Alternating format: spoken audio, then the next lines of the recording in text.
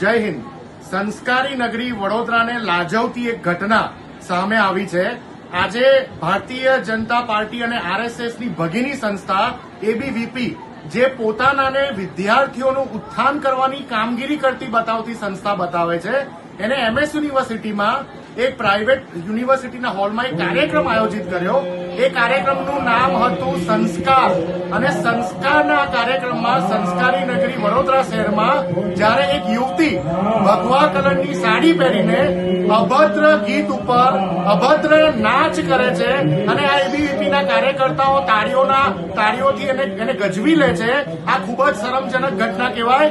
ભારતીય રાષ્ટ્રીય કોંગ્રેસ આ ઘટનાને વખોડી કાઢે છે અને આ અમારા કાર્યકર્તાઓ જે અત્યારે જંગે મેદાનમાં છે એ ડોર ટુ ડોર જઈ રહ્યા છે અને જનતાને આ વિડીયો બતાવીને બતાવશે કે ભારતીય જનતા પાર્ટી, આરએસએસ અને એની ભગીની સંસ્થા એબીવીપીનો અસલી ચહેરો શું છે। આ લોકો માત્ર ને માત્ર ફેક હિન્દુઓ છે, ફેક હિન્દુત્વ વાળી પાર્ટી છે, હિન્દુત્વના નામે મતો માંગે છે, પણ હિન્દુત્વના સંસ્કાર શું હોય એ આ લોકોની સંસ્થાઓને ખબર નથી। હવે જનતા જાગૃત બને।